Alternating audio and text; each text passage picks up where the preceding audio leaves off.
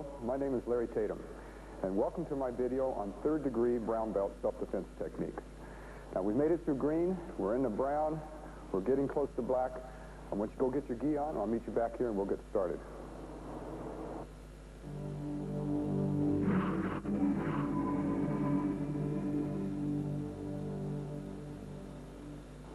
Next technique is called gathering of the snakes. Now, in this technique, you're going to learn how to use your opponent as a shield, and you're going to borrow a technique from a previous belt level, and you're going to bring it up here and start with that one.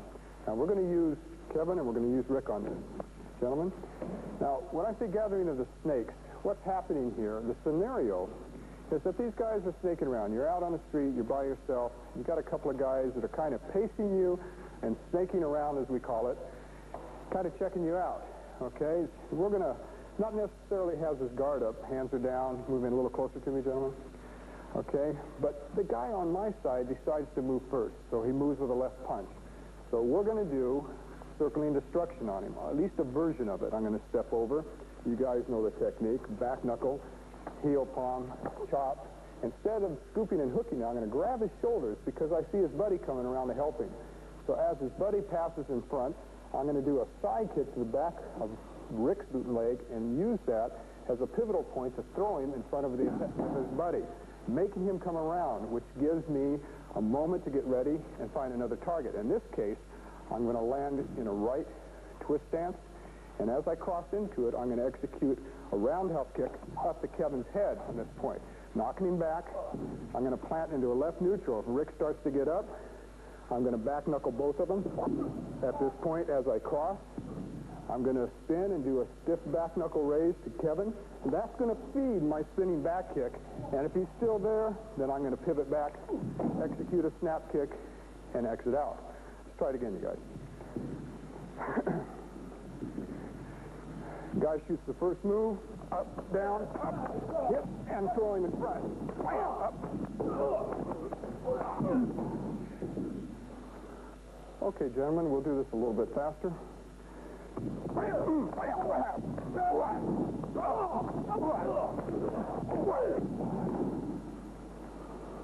Thank you, gentlemen. Good.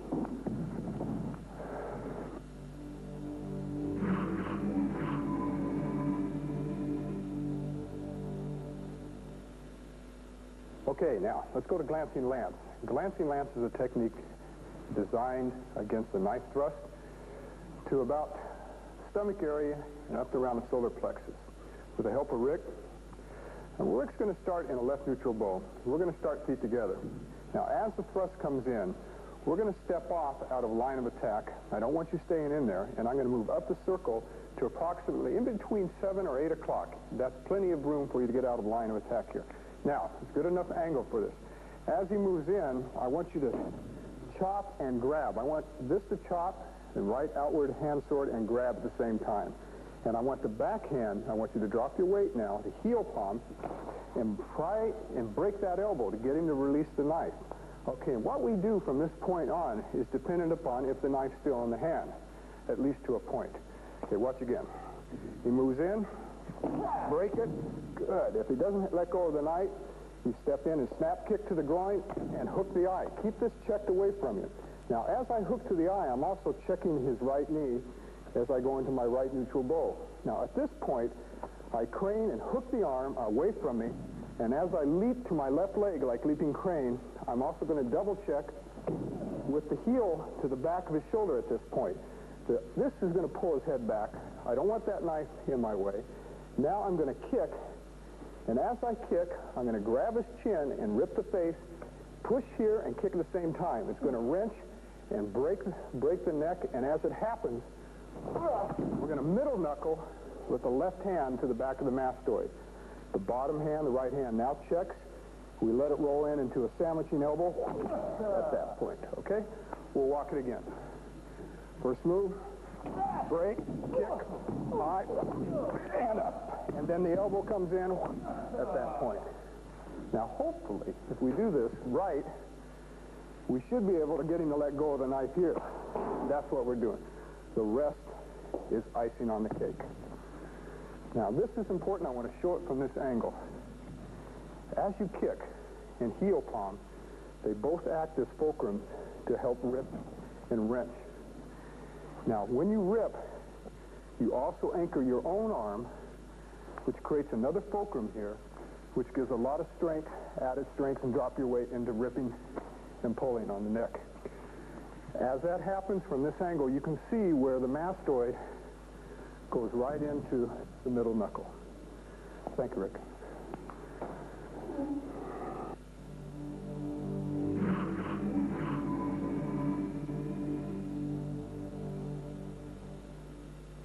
Okay, the next technique is called dominating circles. And this is where circles are literally dominating your opponent. You're forcing him down, you're controlling him through the circles, and I'll show you with the help of Tim. Okay, Tim? All right, now what's happening here is Tim is stepping through with a right push, and I'm going to take the angle of least resistance.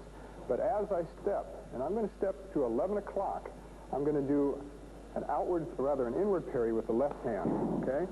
Then I'm going to cat around behind him, and I'm going to rip the face, and as I check his arm down, I'm going to be in a right 45-degree cat. This hand's still checking now. At this point, I'm going to heel palm and stretch him out. And I'm going to come right on the hinge of the jaw as I do this. Okay, now we're controlling height. Try to kick, try to move, try to punch. You're controlling width and depth all in one motion here. Okay, now watch again. We'll try it again. As he pushes, you parry, come around, and stretching him out. Now I'm going to track down my own arm as I step forward to a right forward bow. I'm going to track down and chop to the neck at this point. Now, I'm going to take the right arm, twist it behind his back, and if you're 12 o'clock, or rather if he's 12 o'clock, I'm going to step over with my left leg to 9 o'clock, and I'm going to pull with my right hand and guide with my left, bring his head around. And that's where it gets his name, dominating circles. Now, I push and pull as I shuffle back to run his head down into the ground at this point. And then I drop off and knee to the back of the neck. Now, you're going to need to see this. Come on up, Tim, from another angle. So we'll do it from here. As he pushes, parry, step behind, stretch him out. Chop, put the arm behind his back. Now, what's happening here is in a forward bow, you're cutting off an angle of entrance for that left arm of his. If he starts to swing with it towards me to hit the groin, you pull hard on the neck and it'll cancel it out, but you're also covering the groin. Now, at this point, I'm going to turn him just a little bit for me. So you can see what I'm doing. You're going to bring him around, run your left hand over the back of his neck. Now you're going to shuffle back, okay, and then you're going to leap up and drop that into a left closed knee on the back of his neck. Thank you, Jim. Good.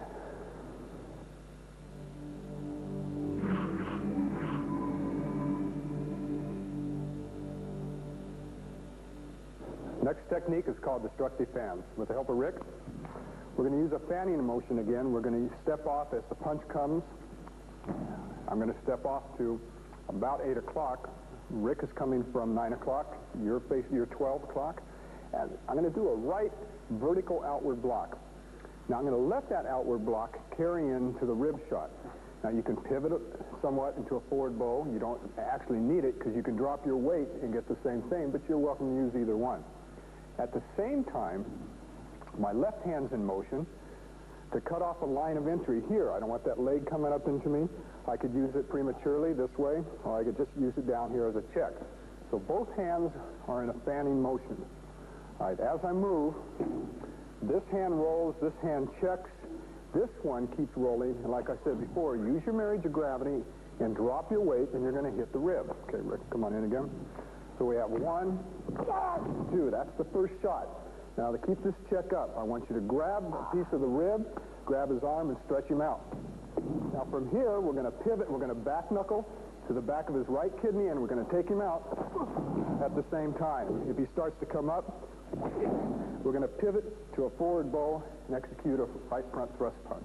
Let's try it again. In fact, I'm going to take it from this angle so you can see what we're doing a little differently. The flank punch, I step off, up, hit, stretch him, and here's the back knuckle, and the sweep, he comes back up and hit. Thank you, Rick. Good.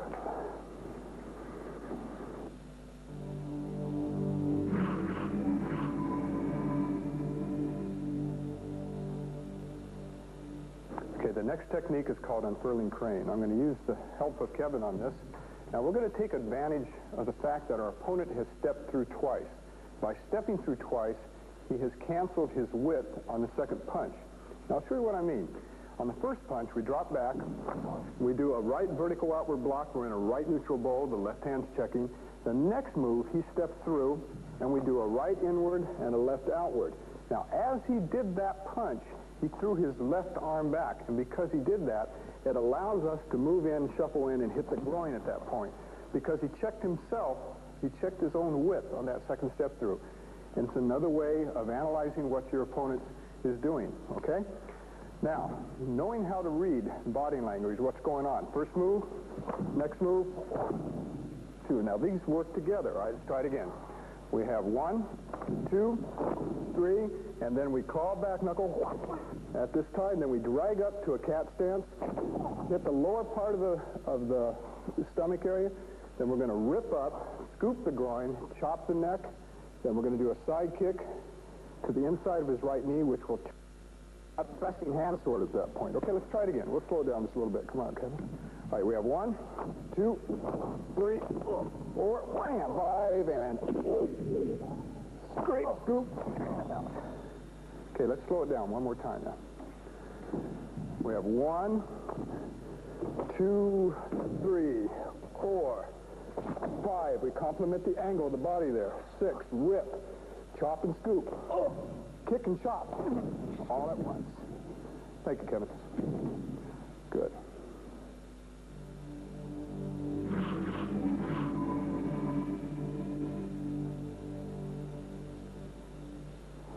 Okay, let's move on. The next technique is called grasping eagles. We have 2 guys that are grabbing. We're going to use Kevin, and we're going to use Rick to help me out.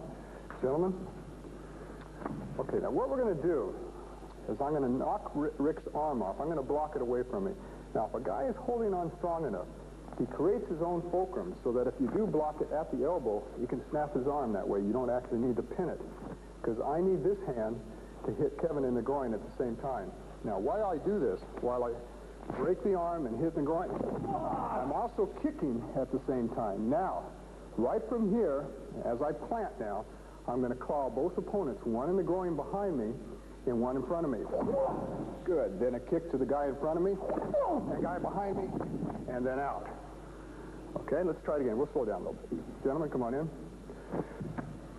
All right, we got 1, right? Okay, let's do it again. I want you to see that. Also, when I do this, I drop my height to solidify my base as I make the moves, okay? Now, as I plant, okay, I want you to watch what I do with my backhand over here. I hit it, and as I plant, this one drops, and this is important, and I want you to drop into a closed kneel to enhance the power of the hand behind as you claw the guy in front of you. It'll also solidify your base, giving you more power in your moves. Gentlemen, let's try it again. We have 1, and we have 2, and if I don't drop, I may not reach him. But if I do drop it a little wider, I can reach the groin area a little easier. Watch again. Move a little closer, gentlemen. We have 1, right, 2, 3, 4, and out. Thank you, gentlemen.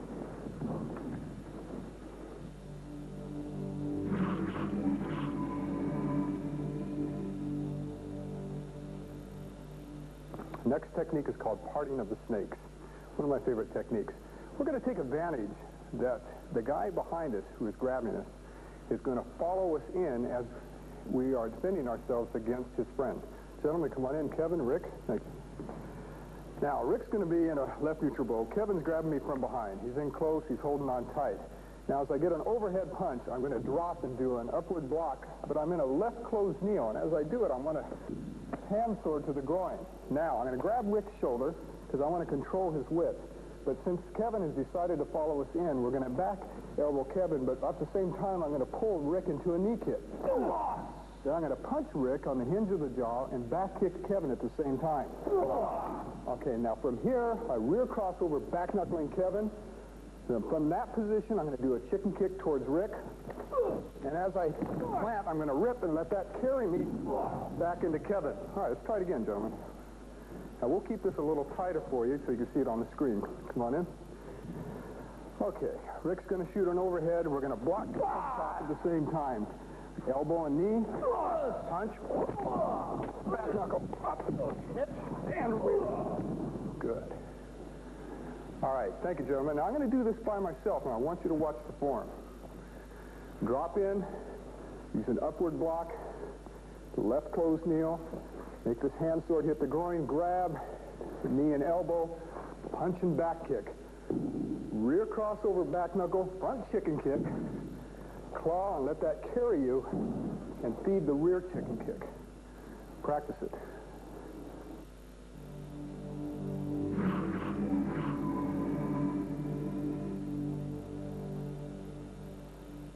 Okay, the next technique is called thrusting lance. Now this is countered for a knife being thrusted right to your abdomen. Now I'm going to show you two ways. I'm going to show you is if you got rid of the knife and if the knife was still in there and you wanted to take the knife and use it in your defense. Okay, Rick? Now I'm going to start this. I'm in a right neutral bow. My hands are in this position, so they're going to move from point of origin. And what I'm doing is I'm framing, okay? I'm inviting this attack. I want a commitment out of my opponent. This is another form of strategy. It may or may not be the strategy you need for a situation, but nonetheless, it teaches you another form of strategy. Inviting the attack, getting a commitment out of your opponent. So what I'm doing is I'm framing so that I'm forcing him to lunge in and go for my ribs or my stomach, okay? Now, if I get a commitment out of my opponent, then from point of origin, I can drop off and hammer, and more than likely, if I do it hard enough, if you can break a stack of boards, you're going to be able to break that guy's arm and drop the knife. And whatever you do from there is fine. But if, and we'll say the what-if stage, he doesn't drop the blade, we hammer, then we can shuffle in. Grab the groin, come back, snap the elbow by putting a little pressure here. Keep rotating, try to get him to drop the knife here by breaking the wrist. If he doesn't, if he's still holding it, then we can go into the next move and pull him right into a chicken kick at this point. All right, at any point, let's say at this point we do drop the knife. It goes down, we kick him again, make sure we check, come up with a lifting back knuckle, back down with it again, and now a figure eight with a hammer fist to the mastoid and to the back of the neck. And then we're going to hook his arm out of the way, elbow underneath the armpit. Cross in, check his arm down, take his leg out, and hammer to the heart. All right, now, that's how it's written out. But what I want you to do is watch it from this angle. I invite the attack. I hit, grab the groin, break the elbow. If he doesn't let go of it here, you can take it out at this point. Take your kicks, check, and catch the throat. Catch the throat to the side of the neck. Rotate the knife. Come back, make a double slice. Hook the arm out of the way. Cross in and take it. Bury it back into your opponent. In either case, thank you, Rick, gives you options.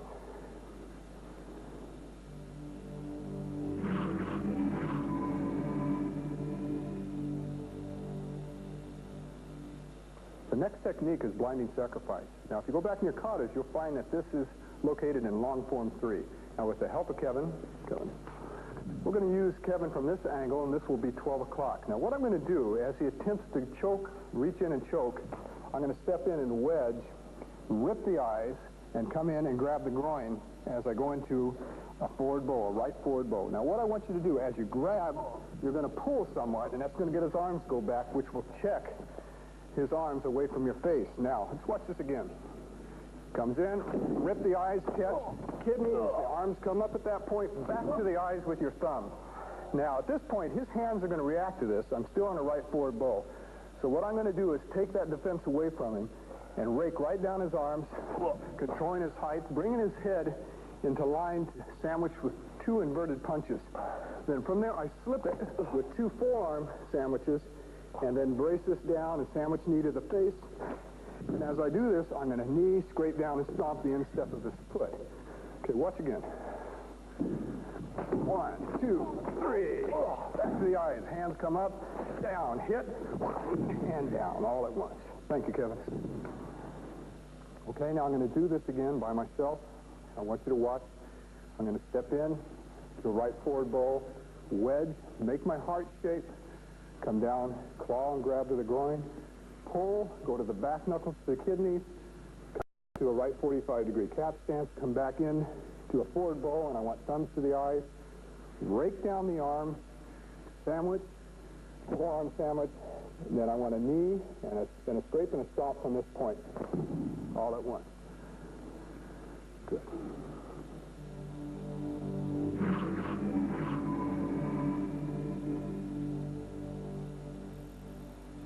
Okay, let's move on. The next technique is called Snakes of Wisdom. With the help of Rick and Kevin, come on in, gentlemen. All right, now, as I'm being grabbed, I'm going to drop back into a left forward bow. I'm going to rip and claw both each other's face. Now, what this is going to do is cancel their depth zones, height, width, and depth. If they try to kick at this point, it isn't going to work. If they try to punch, the same thing's going to happen. All right, now, gentlemen, come on back. Not only are we causing injury, but we're controlling their depth zones. Now, as I move, you bring your hands up, and they're in time with your leg stepping back. Now you step forward into a right forward bow, breaking both arms and dislocating the shoulders. Back knuckles at this time. Let the arms travel around and ram their heads together at this point. Then split them apart with a knee, come back, grab their legs, and then to a kick to Rick's groin and to Kevin, and then you're out. Let's do it one more time, gentlemen.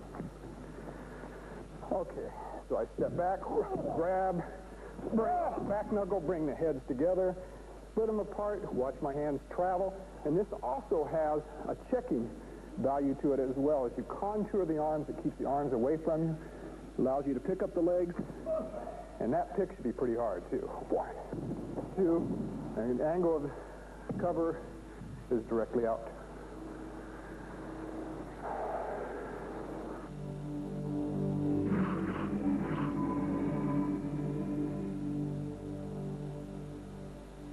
Okay, the next technique is called entwine lance. It's one of my favorite techniques. I'm going to share this with you. Okay, come on over, Kevin. Now Kevin's going to start in a left neutral bow. I'm going to be his feet together. Now he's going to thrust the knife to my throat. All right, now as he begins to move, I'm going to step out of line of attack by crossing up the circle into a left front twist stance, stepping through and heel palming on the hinge of the jaw. This hand's still checking the knife hand at this point. See, if we can hit this nerve by clasping the hinge of the jaw down on it, it also sends a message down here to release the hand, okay? So we studied a little bit about the nerve system. You find this is another way to control the knife hand. All right, we're going to try this again.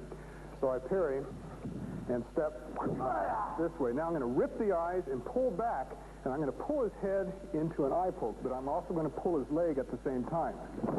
This works together. Now, at this point, the hand's still checking, and I'm going to buckle the other leg and come down with a back knuckle. I'm going to do a rear crossover and back knuckle the side of the jaw at this point, and then as I unwind, this hand's going to come around and do it on this side. And that's going to feed my cross out at this point. Okay, let's do it from this angle over here, Kevin. He thrusts the knife, there it hits, and down. So you can see how those moves work together. And let this cross carry out. Thank you, Kevin.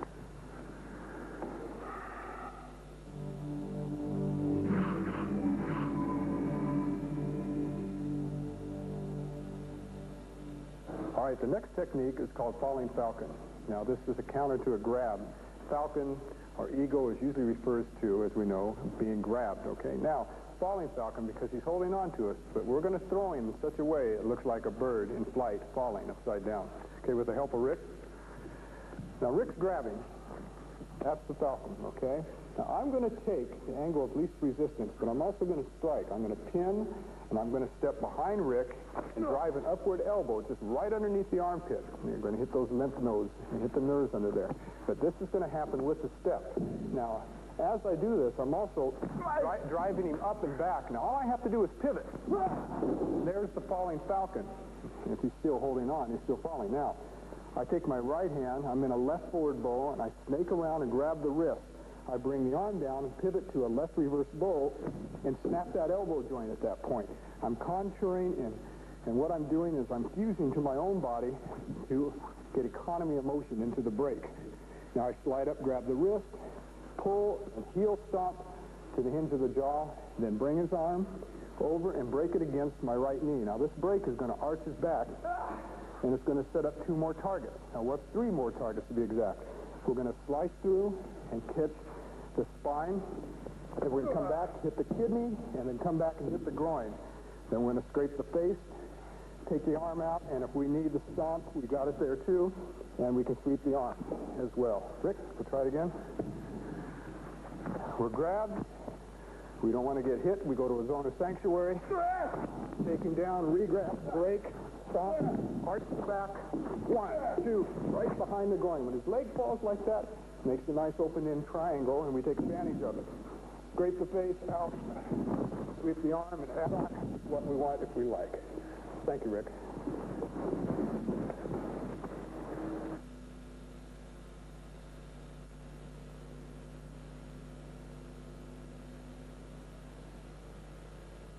Okay, that concludes the third degree brown belt self-defense techniques. Let's move on. They're getting more exciting, a little more sophisticated. I'll look forward to seeing you on my second degree brown belt self-defense techniques.